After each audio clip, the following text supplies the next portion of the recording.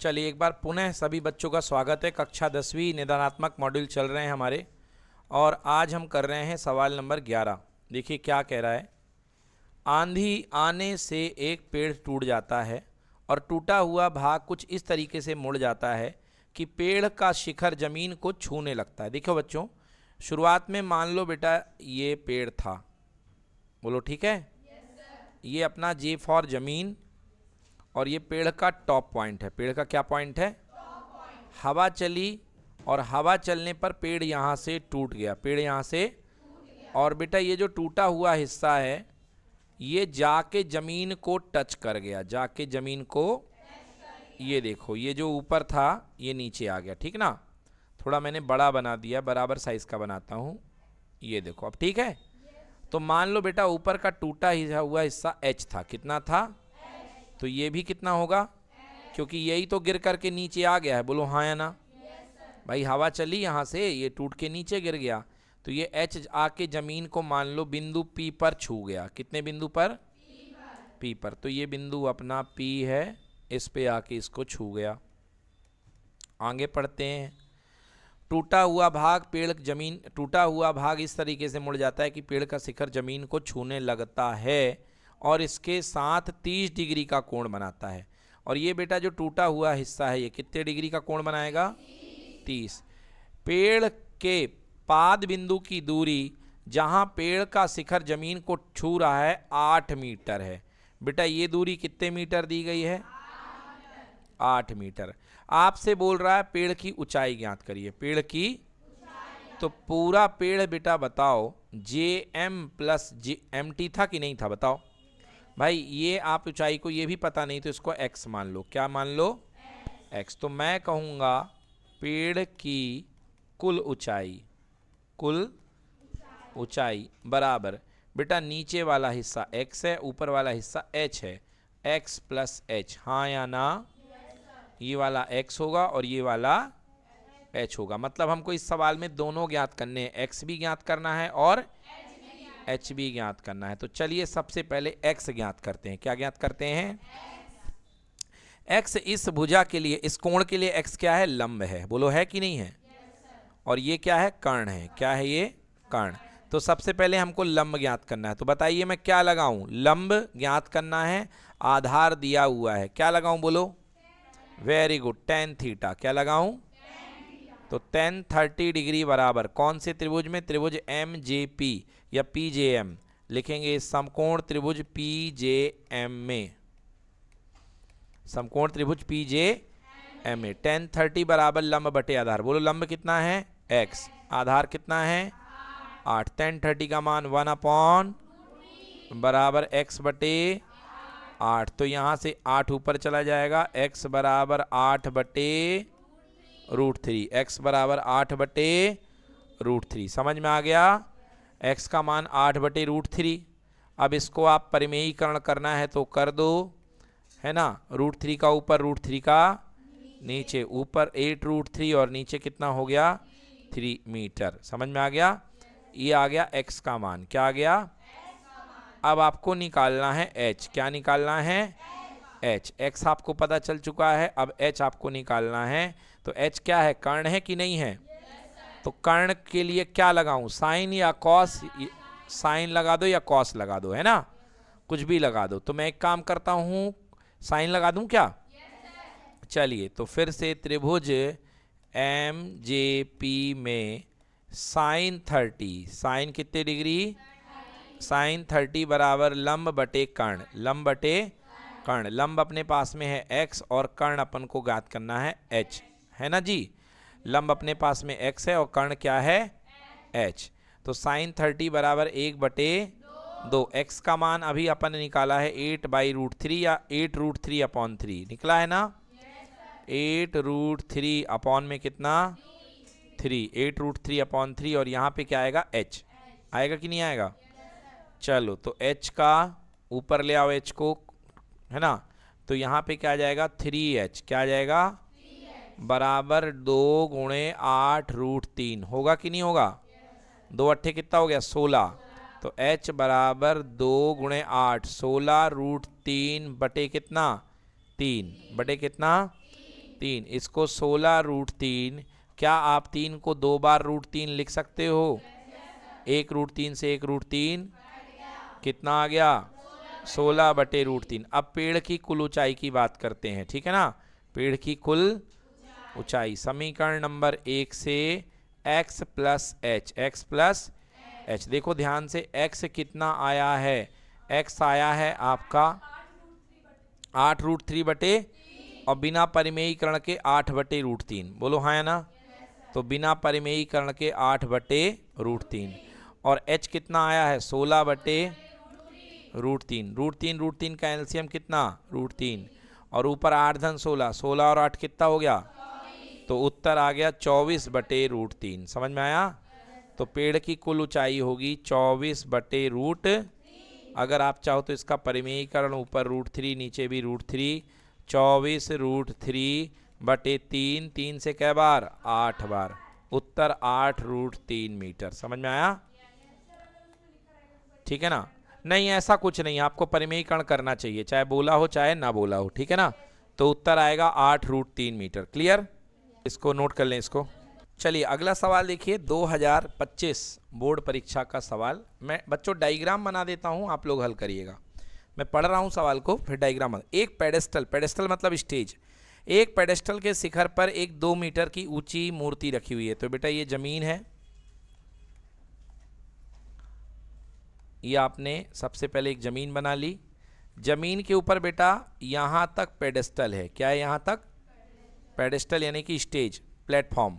ये पेडेस्टल है और इसके ऊपर 2 मीटर की मूर्ति रखी हुई है। इस पेडेस्टल के ऊपर 2 मीटर की मूर्ति रखी हुई है, ठीक है।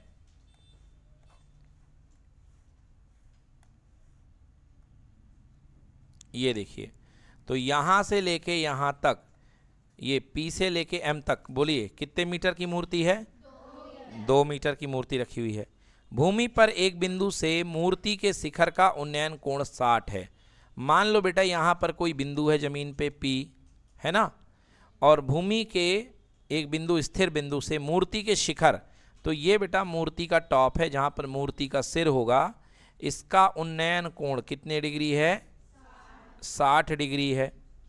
और उसी बिंदु से पेडेस्टल के शिखर का, यही बिंदु से पेडेस्टल का शिखर। अब देखो भैया पेडेस्टल का टॉप क्या है? ये है पेडेस्टल का टॉप और ये है पेडेस्टल का बॉटम, यानी ये है पेडेस्टल का शिखर और ये है पेडेस्टल का पाद, ठीक है ना। तो यहाँ पर इसका जो शिखर का बिंदु है, ये इसका कोण दिया है 45 डिग्री। कितने कोण दिया है? 45 डिग्री। यस, हमको पेडेस्टल की हाइट पता नहीं है, हमने मान ली x। क्या मान ली? हाइट x मान लिया। h मान लो, h मान लो, ज़्यादा अच्छा लगता है। यहाँ पे हमने h ले लिया। इस पॉइंट का नाम G फॉर ग्राउंड लिखना पड़ेगा क्वेश्चन की शुरुआत में। माना PG बराबर h, PG बराबर, और आधार भी पता नहीं है। अच्छा 2 बार P पॉइंट हो गए, गड़बड़ी हो गई, तो इस पॉइंट का नाम A ले लो। क्या नाम ले लो इसको? A। तो माना PG बराबर h हो गया और इसको ले लो x। क्या ले लो? AG बराबर x, AG बराबर, ठीक है भाई। क्या कह रहा है सवाल? कह रहा है सवाल की पेडेस्टल की ऊंचाई h ज्ञात करो। आपको कह रहा है पेडेस्टल की ऊंचाई ज्ञात करना है, ठीक है। चलिए करके दिखाइए। देखिए बच्चों कैसे करते हैं इस सवाल का हल। सरल सवाल है, ज़्यादा बिल्कुल मुश्किल वाला नहीं है सवाल ये। कैसे करेंगे? देखिए सबसे पहले आप ये छोटा ट्रायंगल ले लीजिए। इस ट्रायंगल का नाम है ट्रायंगल AHP या PHA, ओके। तो हम पहला समकोण त्रिभुज ले लेते हैं। समकोण त्रिभुज H नहीं है, G है, PGA। समकोण त्रिभुज AGP। देखो कहाँ से है? यहाँ से A, यहाँ से गया है G और यहाँ से गया P। इसमें कोण कितने डिग्री है? 45, छोटा वाला कोण है। तो आप क्या लेंगे? समकोण त्रिभुज AGP में क्या लगाएंगे? tan 45। tan 45 इसलिए क्योंकि लंब यहाँ पे पता नहीं है h। लंब कितना हो गया? h, और आधार कितना है? x। तो यहाँ से tan 45 का मान 1 आ गया। 1 बराबर हो गया h बटा x। तो त्रिया गुणा कर दीजिए। h का मान किसके बराबर आ गया? x के बराबर, मतलब जो x है वही क्या है? h है। अब बड़े वाले त्रिभुज में आ जाइए, 60 डिग्री वाले में। इसका नाम है समकोण त्रिभुज AGM, ठीक है ना। तो अब लिखेंगे समकोण त्रिभुज जी एम में, समकोण त्रिभुज ए जी एम में। देखिए ये टोटल कोण कितने डिग्री है, 60 डिग्री। कितने डिग्री है, 60। और इसके सामने का जो लंब है टोटल यहाँ से यहाँ तक हो जाएगा। बताइए क्या ये h+2 होगा कि नहीं होगा, क्योंकि h नीचे का और 2 ऊपर का h+2। तो समकोण त्रिभुज में tan 60 डिग्री बराबर होता है लंब बटे आधार।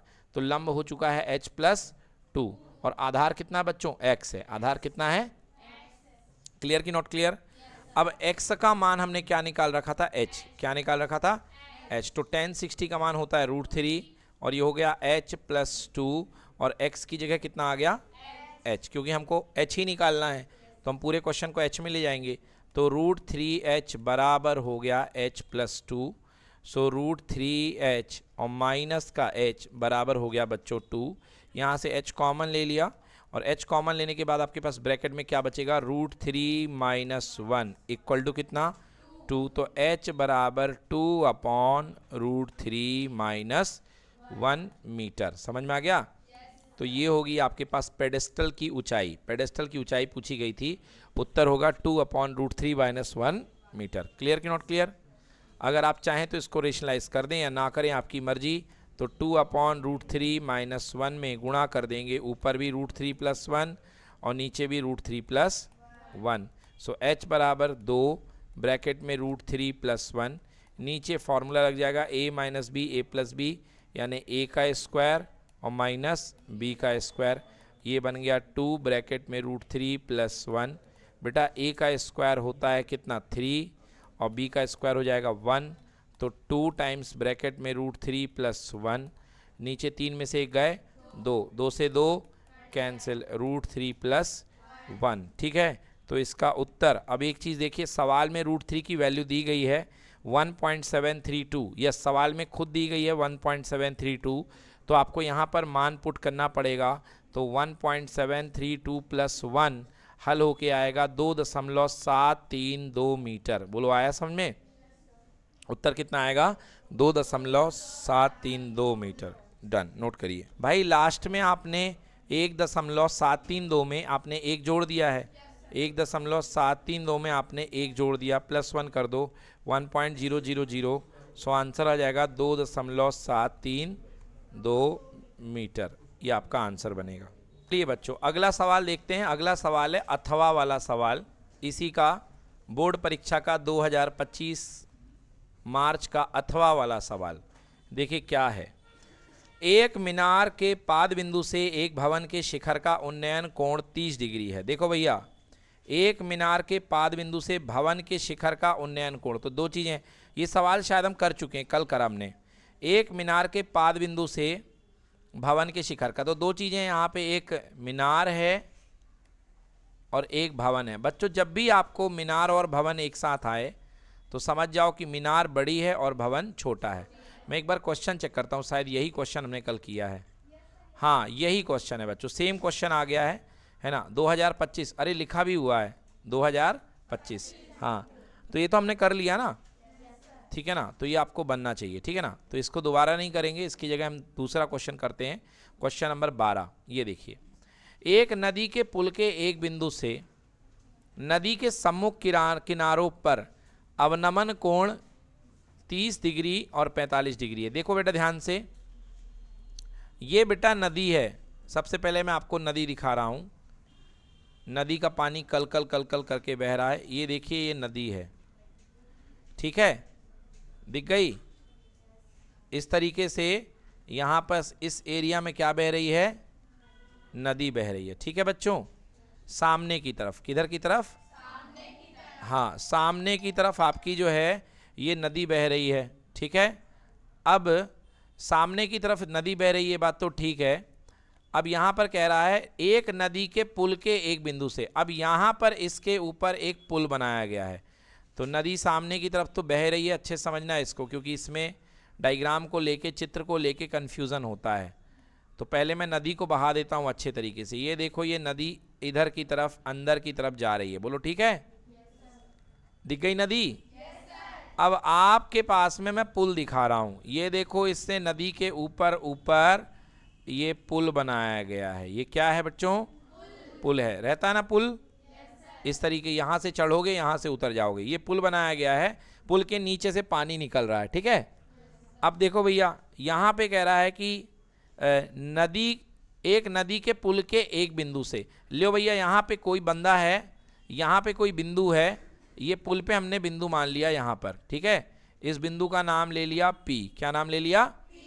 नदी के सम्मुख किनारे। अब नदी का एक किनारा ये है और एक किनारा ये है, ठीक ना। जैसे पुल के नीचे एक किनारे ये आएगा, एक किनारा ये आएगा। कह रहा है इनको यहाँ से देखा गया और इनके अवनमन कोण, याद रखना अवनमन कोण हमेशा नीचे की तरफ बनता है। तो ये देखो भाई, ये देखा गया, बोलो देखा गया। अब ये बिंदु P है, ये बिंदु P है, तो यहाँ पर क्या बनाओगे? क्षैतिज। क्या बनाओगे?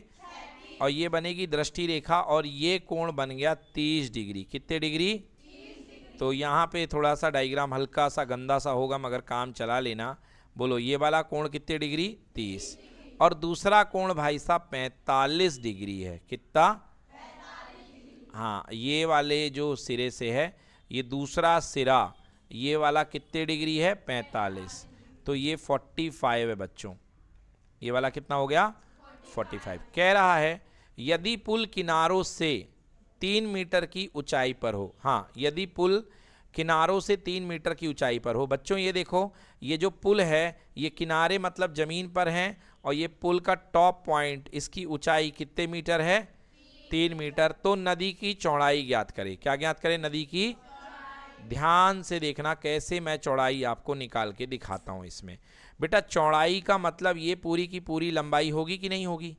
क्योंकि इतने से ही तो पानी अंदर भग रहा है, बोलो हाँ है ना। तो मतलब आपको ये चौड़ाई निकालनी है पूरी की पूरी। क्लियर हुआ कि नहीं हुआ? अब यहाँ से इस पे चौड़ाई पे एक लंब गिरा दो। बोलो ये समकोण त्रिभुज बना, और ये भी समकोण त्रिभुज बना, बोलो हाँ है ना। और ये वाली भुजा को मान लो x। क्या मान लो? और ये वाली भुजा को मान लो। अब आप कहोगे सर बराबर बराबर क्यों नहीं होगी? क्योंकि ये वाला कोण कम है, हाँ या ना।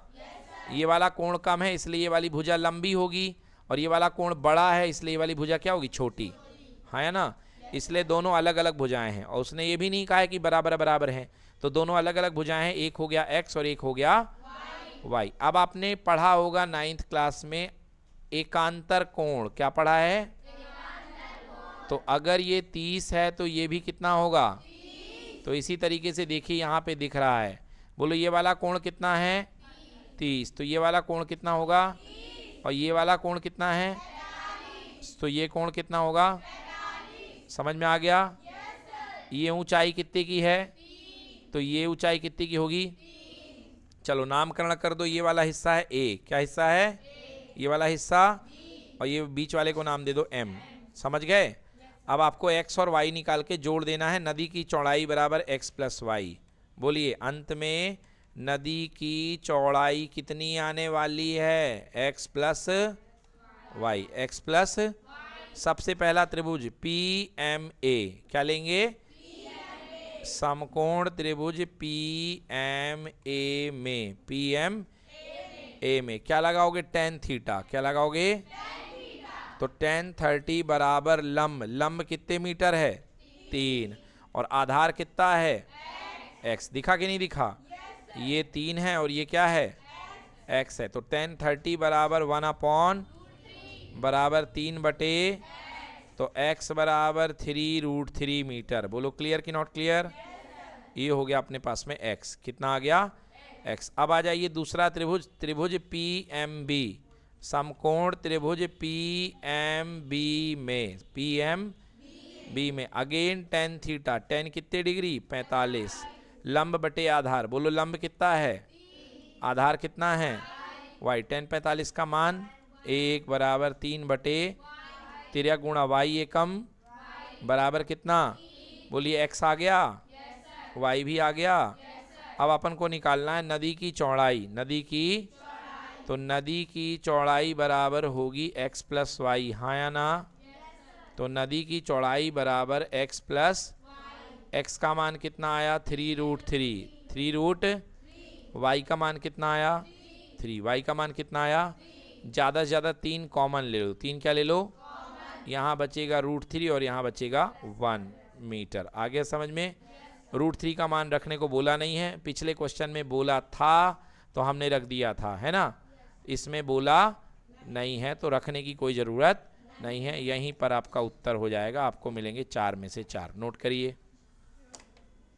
देखिए कैसे करेंगे ये वाला सवाल, बहुत बार हमने किया ये सवाल। देखिए भूमि के एक बिंदु से जो मीनार के पाद बिंदु से 25 मीटर की दूरी पर है, एक मीनार है ना, तो ये मीनार बना लीजिए, ये भूमि का बिंदु है और पाद बिंदु से ये एक बिंदु दिया गया है, इसकी दूरी कितने मीटर है? 25। ये इसका टॉप है, ये इसका ग्राउंड है। आपको बोल रहा है शिखर का उन्नयन कोण यहाँ से P यहाँ पे मान लो कितने डिग्री है? 60। आपको मीनार की ऊंचाई ज्ञात करना है। बोलो क्लियर कि नॉट क्लियर? क्या लगाओगे? tan 60 बराबर लंब बटे आधार, लंब बटे आधार। आधार कितना है? 25। इसका मान कितना आया? बराबर h बटे, तो h बराबर कितना? और इकाई क्या आएगी? मीटर। 25 √3 मीटर। समझ में आया? नोट करिए।